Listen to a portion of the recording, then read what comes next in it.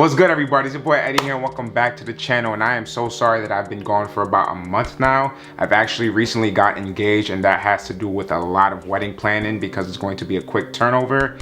And yeah, guys, the most important thing is that I'm back, but I just wanted to let y'all know that. So sorry again for the wait, but we back at it and we got more videos coming right down the line. So anyways, guys, let's just get right into it. So what we got here is actually an item that released on Yeezy Day, and I'm actually surprised I got it. And I'm sure a lot of you who entered on Yeezy Day was actually able to get some pairs, and I pretty much hit everything that I wanted other than the pirate blacks, and I don't know if I want to make a segment about that right now. But since we're right here, let's just talk about it. So I actually have an Adidas NFT golden ticket, which means whatever you put for the raffle, it's an automatic W. So I bought that specifically for the pirate blacks.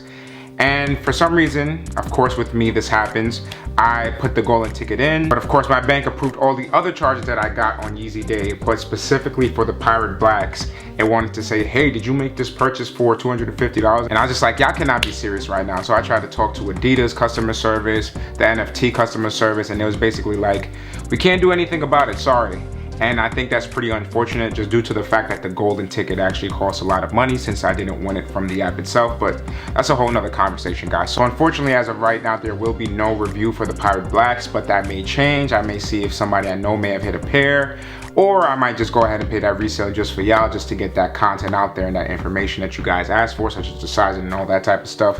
But anyways, guys, that's gonna conclude my rant about the pirate blacks. But overall, my Yeezy Day was an extreme success. I actually just got the Azure slides in the mail today. I don't know if I'm gonna really review that because there's a lot of slides that I'm actually getting coming down the pipeline. So I'm gonna see what I'm gonna do with that, because of course it is summer, so it kind of does make sense to review all the Crocs or the slides that I'm getting, just to give y'all more of a perspective in sizing and all those type of details. And now, when getting back into the most important part of this video, let's just go over the sneaker that we have right here, or the clog, and that is none other than the Yeezy Foam Runners MX Cinder, guys. And in the product pictures, I was not a fan of these at all, but after getting them in person, putting them on and walking around with them a little bit, these joints is hard, man. They are super fire, and they are still part of that MX line, which I think these might actually be the second best. So of course I'm gonna go with the MX Moon Grays that I initially reviewed like 2 years ago whenever that came out.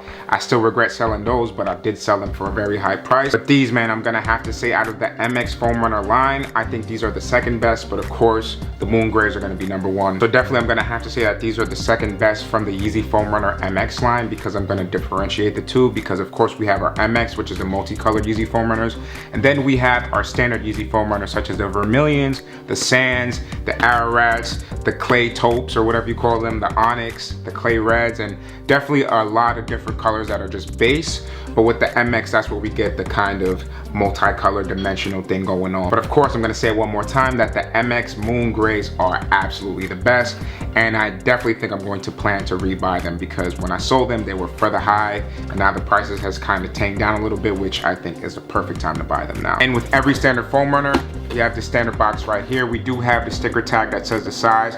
This was actually purchased in a size 9. And once we open this right here, we do have the words that says foam, and right below that it does say runner. And we just have our standard wax tissue paper right there, so there's nothing else to note. So now let's just focus on to the details of this clog, shoe, foam runner, whatever you want to call it, man. So obviously, as you all know, Crocs have been around for a very long time, and Kanye kind of wanted to combat it, I want to say, or make another iteration of what the Croc could look like.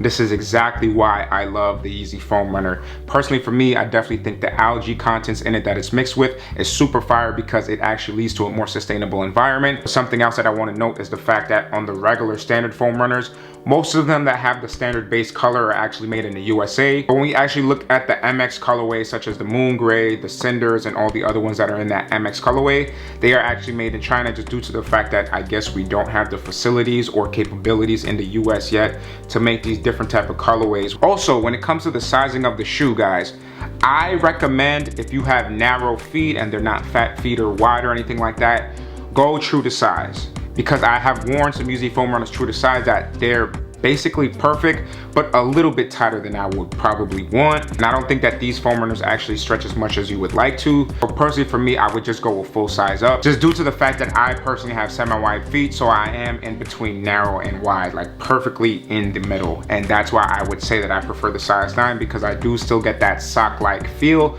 but right in the front of the toe box, I didn't have that space that I had with the size 8 versus the size 9. I do have a little bit of space, so it doesn't feel like my feet are like crunching the front of the toe box. So again, one more time, I do recommend going one size up if you do have semi-wide to wide feet. So anyways guys, let's just get right into the details of the Foam Runner MX Cinder, because there's not much details other than the multicolor aspect to it, right? Now when we go into the front of the toe box looking area, I do want to mention one more thing real quickly, and that is that I do believe that the base of this whole entire silhouette is in the onyx or black colorway.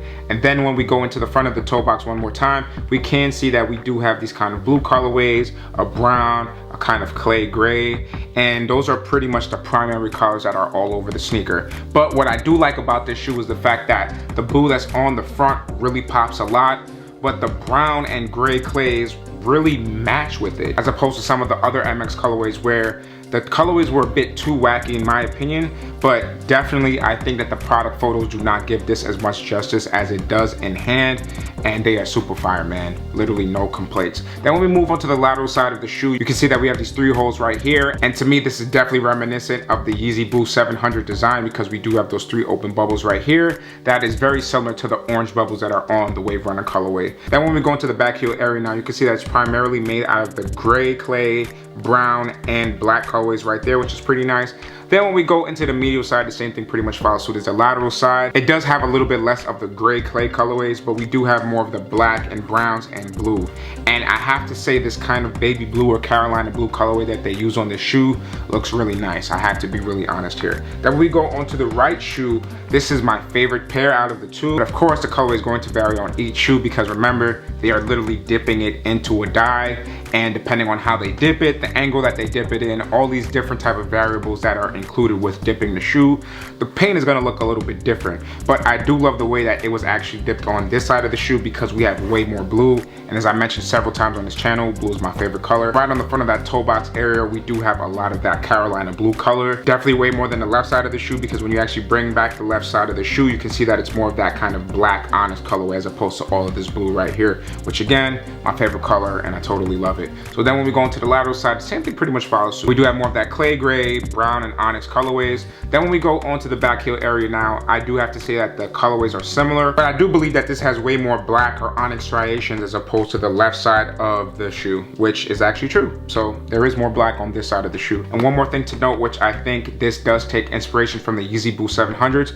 is just due to the fact that the outsole is very similar. Obviously this is not made out of Boost, it's just algae and foam. So we do have the multiple holes that would have been Boost on the 700, as well as the traction pattern being very similar to the 700s. So definitely I do think that this shoe or clog as a whole takes a lot of inspiration from the 700s, but transforms it into a clog design, which I truly love. And again, I still haven't been able to keep one of these Yeezy foam runners. I do plan on rebuying the MX Moon Grays at some point. So definitely guys, let me know what you think about this sneaker. And now let's get right into this on for look, alright?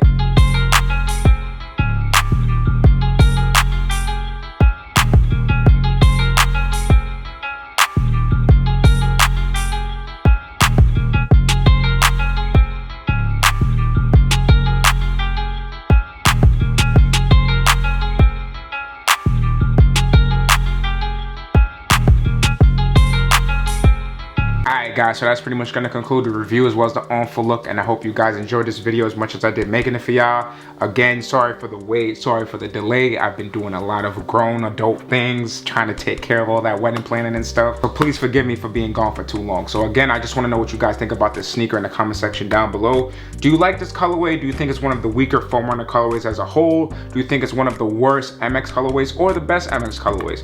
I'm definitely going to say this is in the top 2, but again, I want to know what y'all think in the comment section down below. So other than that, y'all, don't forget to like, share, comment, and subscribe. Share with your friends and family and all that. Just keep doing what y'all doing to help push the YouTube algorithms as well as help my channel grow. And I miss you guys so much, and thank you again for supporting and watching this channel. And I'll catch y'all in the next video, guys. Peace.